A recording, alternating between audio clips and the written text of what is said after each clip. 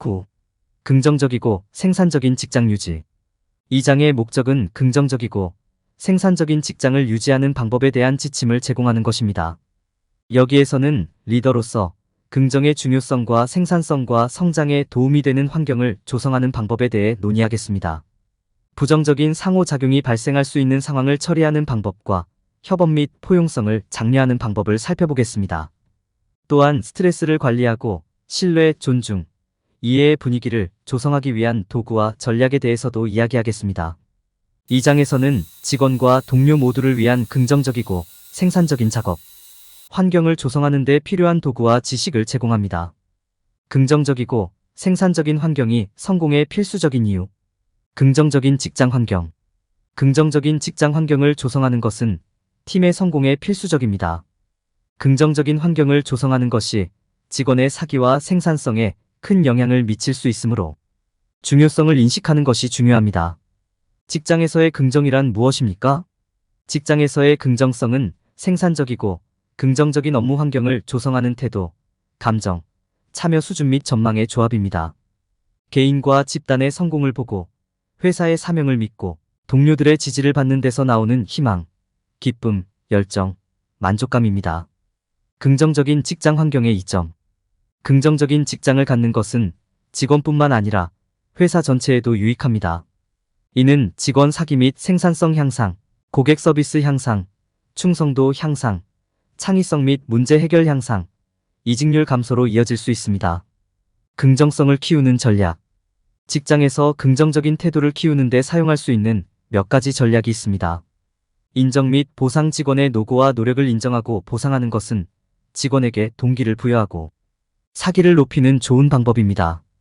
팀 활동. 정기적인 팀 활동과 야유회를 개최하면 팀 결속력을 강화하고 직장 내에서 긍정적인 관계를 형성할 수 있습니다. 명확한 의사소통. 모든 직원이 자신의 의견을 듣고 있다는 느낌을 받을 수 있도록 모든 직원 간의 명확한 의사소통 경로를 마련하는 것이 중요합니다. 양성 육성의 과제. 긍정적인 직장 환경에는 많은 이점이 있지만 긍정적인 태도를 키우는 것과 관련된 몇 가지 과제도 있습니다. 가장 일반적인 과제 중 하나는 긍정적인 직장을 만드는 데 필요한 시간과 자원입니다. 부정적인 사고방식을 긍정적인 사고방식으로 전환하고 이를 유지하는 것도 어려울 수 있습니다. 긍정적이고 생산적인 직장 유지. 직장에서의 부정적인 태도와 행동은 사기, 생산성 및 품질 결과물에 심각한 영향을 미칠 수 있습니다. 생산성과 긍정성을 장려하는 직장 환경을 조성하려면 이러한 문제를 신속하고 효과적으로 파악하고 해결하는 것이 중요합니다. 부정적인 직장 환경의 주요 징후 중 하나는 동료 간의 존중과 신뢰가 부족하다는 것입니다. 이는 잘못된 의사소통이나 수동적인 공격적 행동과 같은 미묘한 방식으로 나타날 수 있습니다. 이러한 문제가 더 깊게 뿌리내리기 전에 근본 원인을 이해하고 신속하게 해결하는 것이 중요합니다. 또한 유해하거나 부정적인 작업장을 통제할 수 없게 되기 전에 경고 신호를 식별하는 것도 중요합니다. 부정적인 태도가 있음을 나타낼 수 있는 몇 가지 징후로는 분노, 의사소통 부족, 적대적인 환경 등이 있습니다. 이 문제를 해결하려면 기대치를 명확하게 전달하고 경계를 설정하고 필요한 경우 피드백을 제공하여 즉시 조치를 취하는 것이 중요합니다. 부정적인 상호작용을 다룰 때 일반적인 함정을 피하는 것도 중요합니다. 분노에 차서 반응하거나 문제를 무시하는데 사로잡히기 쉽지만 한 발 물러서서 양측의 상황을 고려하는 것이 중요합니다. 이는 가능한 가장 생산적이고 긍정적인 방식으로 문제를 처리하는 데 도움이 됩니다. 직장에서의 부정적인 태도는 해결되고 극복될 수 있다는 점을 기억하는 것이 중요합니다. 부정적인 태도와 행동의 영향을 이해하고 유해하거나 부정적인 행동을 적절하게 식별 및 해결하고 일반적인 함정을 피함으로써 보다 긍정적이고 생산적인 직장을 만드는 것이 가능합니다. 이는 작업 환경을 개선하고 조직 전체에 더 나은 결과를 가져올 것입니다. 긍정적인 상호작용 촉진. 긍정적인 상호작용은 직원 사기, 생산성 및 팀 단결에 직접적인 영향을 미치기 때문에 직장에서 필수적입니다. 팀 내에서 긍정적인 상호작용을 촉진하는 기술과 전략을 수립하는 것이 중요합니다. 이를 달성하는 데 어려움이 있을 수 있지만 보상은 엄청납니다. 긍정적인 상호작용을 촉진하고 팀 내에서 지원적인 환경을 조성하는 몇 가지 방법은 다음과 같습니다. 긍정적인 상호작용을 촉진하는 기술. 긍정적인 상호작용을 촉진하는 데 사용할 수 있는 기술은 많습니다. 팀 빌딩 활동을 통해 사람들은 우호적인 분위기에서 협력하고 서로를 알아갈 수 있습니다. 공개 포럼을 통해 사람들은 서로의 의견과 경험을 교환할 수 있습니다. 열린 의사소통을 갖는 것도 마찬가지로 중요하므로 팀원들이 안전하고 편안하게 자신의 생각을 말할 수 있도록 하십시오. 긍정적인 상호작용의 이점. 긍정적인 상호작용은 직장에 다양한 이점을 제공합니다. 창의성과 열린 의사소통을 장려하고 신뢰와 존중을 키워줍니다. 이를 통해 협업이 향상되고 직원 사기와 전반적인 생산성이 향상됩니다. 또한 보다 건강한 직장 환경을 구축하고 팀 단결을 지원합니다. 긍정적인 사회적 상호작용을 촉진하는 방법. 긍정적인 상호작용을 촉진하려면 모든 사람이 포용되고 존중받는다고 느낄 수 있는 환경을 조성하는 것이 중요합니다. 적극적인 경청을 장려하고 긍정적인 행동에 대해 보상을 제공합니다. 이는 개인의 노고를 인정하거나 성과를 함께 축하하는 것만큼 간단할 수 있습니다. 모든 문제를 신속하고 효과적으로 해결하고 항상 피드백을 수용하세요. 모범을 보이는 것도 중요합니다. 팀 리더가 팀 구성원과 행동하고 상호작용하는 방식은 팀 문화에 영향을 미칩니다. 공정성과 존중을 보여주는 것이 중요합니다. 지원을 제공하고 팀의 아이디어를 듣고 그들의 노력을 인정하십시오. 이렇게 하면 긍정적인 상호작용이 활발해질 수 있는 환경이 조성될 것입니다. 긍정적인 상호작용의 이점을 이해하고 직장에서 이를 적극적으로 촉진함으로써 지원적이고 생산적인 팀 문화를 조성할 수 있습니다. 올바른 기술과 전략을 사용하면 긍정적인 상호작용을 촉진하고 생산적이고 긍정적인 팀을 육성할 수 있습니다. 소속감과 포용성 유지. 직장에서 소속감과 포용성을 조성하는 것은 강력한 팀 단결과 협업을 육성하는 데 필수적입니다. 다양성 이니셔티브를 구현하고 개방적이고 포용적인 환경을 조성함으로써 모든 사람에 대한 소속감과 이해심을 조성할 수 있습니다. 이를 수행하는 데 도움이 되는 몇 가지 전략은 다음과 같습니다. 먼저, 직장에서 다양성 이니셔티브를 구현하는 것을 고려해 보세요. 여기에는 다양한 후보자, 모집 및 인터뷰를 위한 지침을 구현하는 것부터 소수 집단이 직장 및 그 이상에서 성공할 수 있는 리소스를 제공하는 것까지 포함될 수 있습니다. 직장의 모든 사람이 환영받고 포용된다는 느낌을 갖도록 하는 것이 소속감을 조성하는 데 중요합니다. 다양성 이니셔티브 외에도 직장에서 포용성을 촉진하는 또 다른 좋은 방법은 개방적이고 포용적인 환경을 조성하는 것입니다. 이는 직원들이 자신의 고유한 관점과 재능을 말하고 표현하도록 장려함으로써 이루어질 수 있습니다. 팀원들에게 아이디어를 공유할 수 있는 플랫폼을 제공하거나 사람들을 하나로 모으는 이벤트를 개최하는 등의 간단한 조치는 소속감을 조성하는 효과적인 방법이 될 수 있습니다. 직장에서 차별금지 정령상을 시행하는 것을 고려해 보세요. 모든 사람이 편견 없이 공정하게 대우받는 것이 중요합니다. 그 외에도 부당한 대우나 차별의 피해자가 된 사람들에게 자원과 지원을 제공해야 합니다. 이러한 단계를 따르면 단순한 다양성 이니셔티브를 뛰어넘는 직장 내 소속감과 포용성을 조성할 수 있습니다. 직장의 모든 사람이 소속감을 느낄 때 더 높은 수준의 협업과 향상된 팀 결속력을 포함하여 많은 이점이 따릅니다. 올바른 전략을 마련하면 다양성과 포용성을 진정으로 존중하는 직장 환경을 조성할 수 있습니다. 직장에서의 스트레스 관리. 스트레스 관리는 긍정적이고 생산적인 직장을 유지하는 데 중요한 요소입니다. 스트레스는 압력에 대한 감정적, 신체적 반응으로 우리가 일하는 방식에 큰 영향을 미칠 수 있습니다. 누구나 어느 정도 스트레스를 경험하지만 이를 제대로 관리하지 않으면 소진, 우울증, 생산성 저하로 이어질 수 있습니다. 다행히 직장 내 스트레스를 관리하고 줄이는 데 사용할 수 있는 기술이 많이 있습니다. 가장 효과적인 스트레스 관리 전략 중 하나는 탄력성 훈련입니다. 여기에는 직원들에게 건강하고 건설적인 방식으로 스트레스에 대처하는 방법을 가르치는 것이 포함됩니다.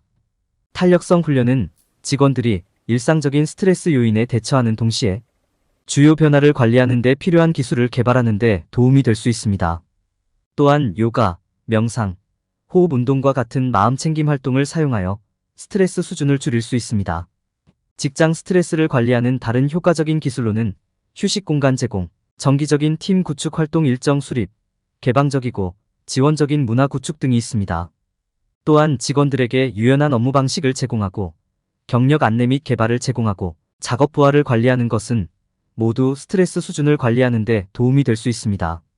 직장 내 스트레스 관리의 이점은 분명합니다.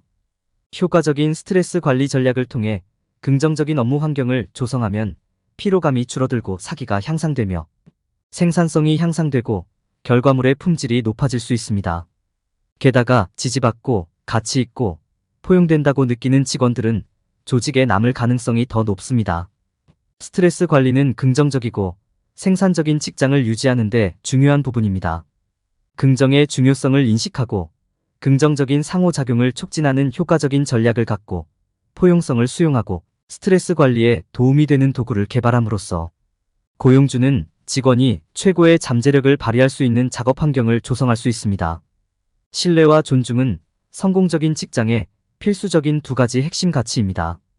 동료들이 이러한 가치를 서로에게 보여줄 때 생산성 향상, 협업 개선, 업무 품질 향상을 위한 긍정적이고 동기부여적인 분위기가 조성됩니다.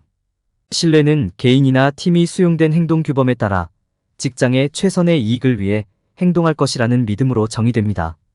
반면 존중은 개인이나 집단의 권리, 생각, 신념, 의견을 인정하고 수용하는 것입니다.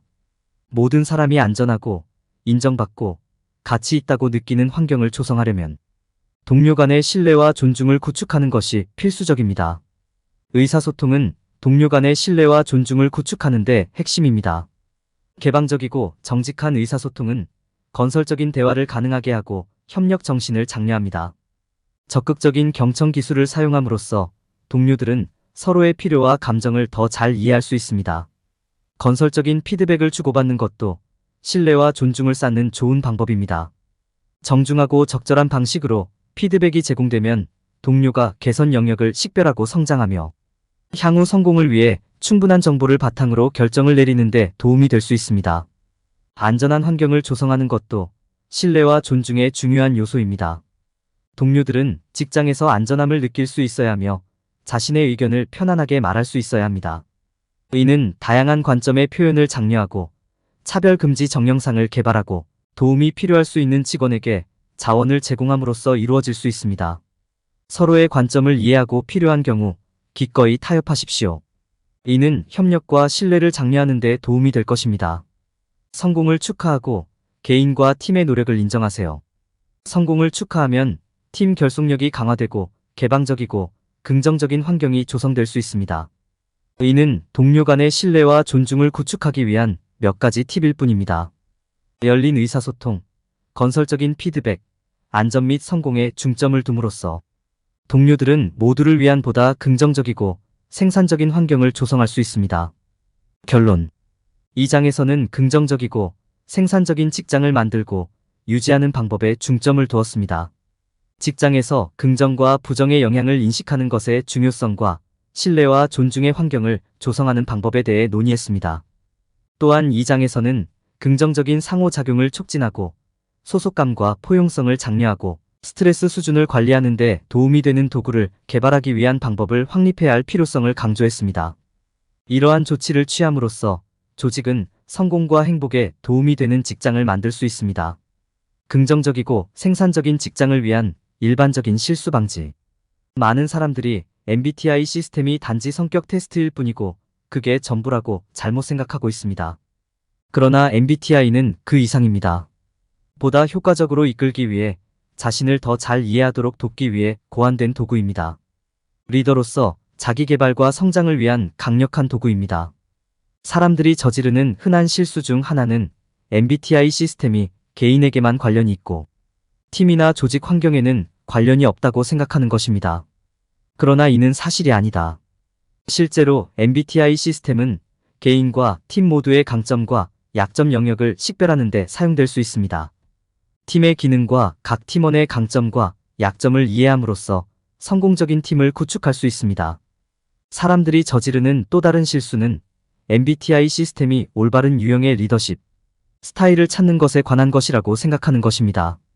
MBTI 시스템이 당신이 어떤 유형의 리더인지 식별하는 데 도움이 될 수 있는 것은 사실이지만, 변화하는 직장 환경에 맞게 이러한 특성을 언제 바꾸고 적응해야 하는지를 인식하는 데도 도움이 될 수 있습니다. 다양한 유형의 리더십을 적용하고 활용하는 것의 중요성을 인식함으로써 당신은 더욱 효과적인 리더가 될 수 있습니다. 사람들이 저지르는 세 번째 실수는 MBTI 시스템을 이해하면 자동으로 효과적인 리더가 될 것이라고 생각하는 것입니다. MBTI 시스템을 이해하면 성공적인 리더가 될 가능성이 높아지는 것은 사실이지만, 리더십의 기본을 이해하는 것도 중요합니다. 의사소통, 위임, 관계 구축 등을 이해하는 것은 MBTI 시스템을 이해하는 것만큼 중요합니다. 마지막으로, 많은 사람들은 MBTI 시스템을 이해하고 적용하는 것을 일회성 과정으로 생각합니다. 그러나 이 역시 사실이 아니다. MBTI 시스템을 최대한 활용하려면 직장에서 리더십 스타일이 미치는 영향을 지속적으로 검토하고 평가하는 것이 중요합니다. 이를 통해 직장의 변화하는 성격에 대한 최신 정보를 얻고, 이에 따라 리더십 스타일을 조정할 수 있습니다. 이러한 일반적인 실수를 인식함으로써 MBTI 시스템을 최대한 활용하고 최고의 리더가 될 수 있습니다.